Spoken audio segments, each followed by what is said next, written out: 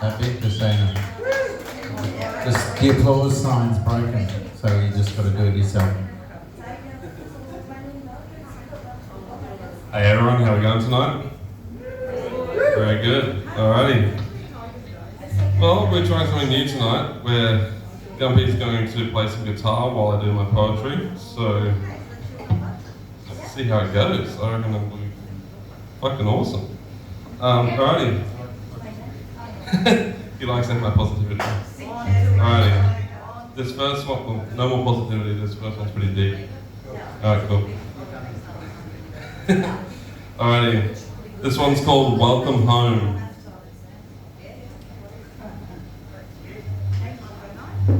He's been gone for years now, taken by time, slipped right through the cracks in his mind. They searched for weeks, months, and numbered the days. For the happy kid, for his reasons missing, had gone away. They lost hope that he would one day return, so back to basics. Instead of ashes, the sands of time filled the urn. The minutes, hours, seconds seemed to take away the life that they had lost that day. Doubled up, as did the tears they washed away. And the home was broken, lost of all its pride. The joy was swallowed up by intruding thoughts of slow burn addictive suicide. And though he was hiding, the seekers never came. They just gave up on him, like their lives could not be the same. And they packed his sand into empty boxes, put them in storage and went and locked it. And as he flushed away the keys, for whatever means, they found their way to the little boy in the drain. He said he went down there to hide. Up there, things were just insane. Deep within the darkened waterways, he told of how he was raised by pain and concrete, dogs and rats, living off others' garbage scraps. He said he couldn't remember if he slipped and fell, but from what I could tell, his life was hell. So I told him of my own demise that had me in a sleeping bag in the sewer lines. The ways in which we lost ourselves started to look a lot the same. See, I hid myself far away, forgot to love myself again. I fell down, on ways to fall.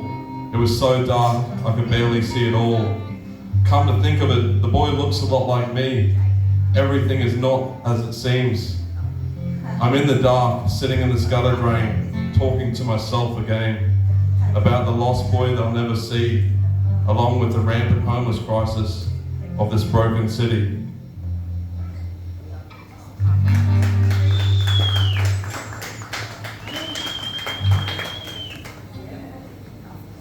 Alrighty, straight on to some more dark stuff here. Keep the dark vibe happening. This one's called Desensitized to a Dream, and I wrote it at the start of the Ukraine conflict that we're talking about that we shouldn't get involved in, but anyway. This one's called Desensitized to a Dream. Last night, as I dared to dream, I stood upon a valley filled by fallout clouds and hello deathly screams. As a siren sounded and the triggers twitched and generals and politicians pointing fingers itched, and as below from up above, raining hellfire upon us.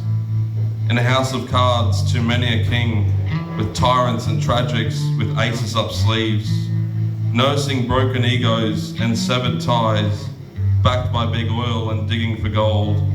It's the economic stimulus that warlords hold. Working in the night, building their bombs, packaging them up just to dump them on broken homes. And maybe they'll stop, and maybe we'll see just how long warm winters can be. In this short half-life, no time for concessions or mourning those gone, just visions of somber songs, atomic bombs, scorched earth and herbicide, deformed newborns and unexploded cluster bombs and barbed wire walls caught alone. And they say insanity is preordained and can be defined by the actions that lack restraint. The killing fields for you and me, doing the same thing over and over to repeat history, With an earth turning torn by its axis, allied by its holistic nihilists, a world that's gone mad, and I feel right at home, desensitized to a dream where we all self-implode, and Mother Earth reclaims our cities overgrown, and when we're all gone, there may be peace at last, leaving behind our shattered legacy of conflict in the stars.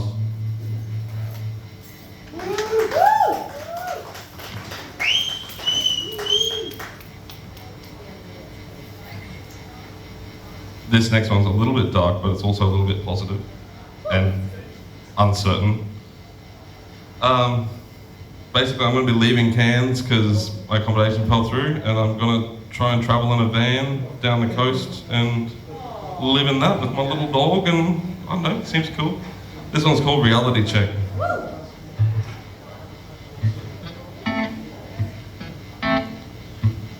Soon we'll be partnering criminology and teaching degrees to try and police the youth out of free thinking. Our HECS debts will consolidate, adding to 4 not so easy years of repaying afterpay payments. The government will go cashless and offer starving families a social security card that only allows them to purchase the basics. And if you don't think these theories hold any basis, just think they haven't addressed the political corruption in this country. Perhaps they'll get round to it once they've finished closing the gap to the Uluru Statement. And backyard revolutionaries will all disappear, crammed into vans, motorhomes for very uncertain gap year, or should I say years. Something I don't think's talked about much is if you can cast your judgments away from your jabbed vaccinators. Acknowledge the divisive nature of social media is something stranger. They made a virus to kill you and me. It saved them the cost of weapons, warheads, and World War III. A brand new biological way to depopulate. What will cancel culture cancel next? The human race? But as you can see, power is a struggle for those that dictate.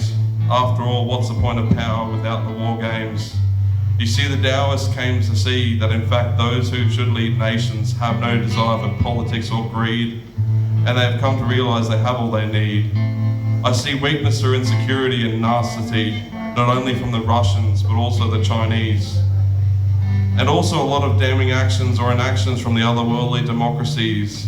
There's a clown in the shower, a strong man in the mirror, but he fogged it up, makes him question his sanity to see things clearer. At least there's a bed in the shed for me. And because I've worked hard, I'll be able to sell my car and get a van and go adventuring. That's just a fancy way of saying homeless. At least none of you will be around to think I'm boneless. And I'll find my way in this world. There'll be no more room for failure.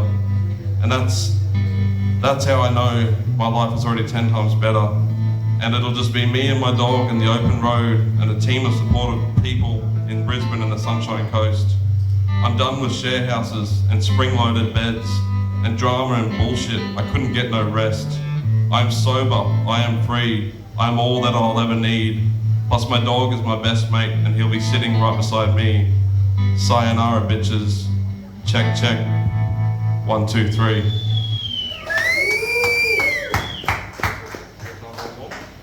One more. You want to hear more? One more.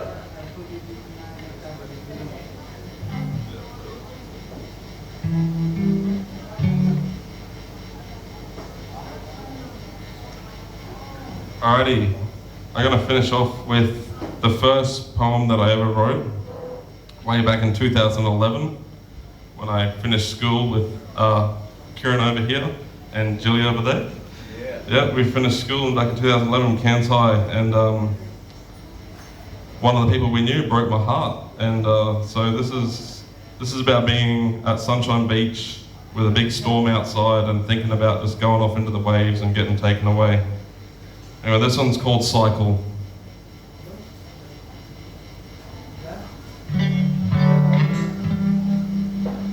Looking out, the waves toil and tear. Sand from the bay, back and forth. In my mind, it's just a game. I'm caught in your rip, my soul's sand, grain by grain, slowly washing away. Your gentle lapping and warmth at my feet mask the current eroding the vibrance of my heart. I'm caught in your rib, my soul's sand, grain by grain, slowly washing away. As I wade with each step, my body is thrown backwards. I turn to look and see what's left behind. I can't head back, you clutch me now. It's time to face the storm. Caught in your rib, my soul's sand, grain by grain, slowly washing away. Pushed and pulled, the sea turns red, my body exhausted.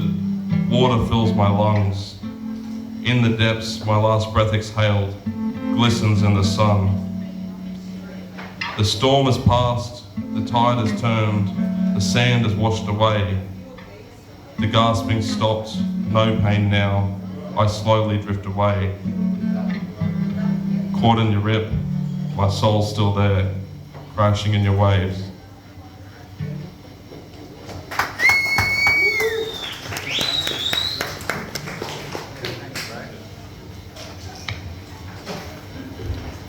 That's live on the interweb. Yeah.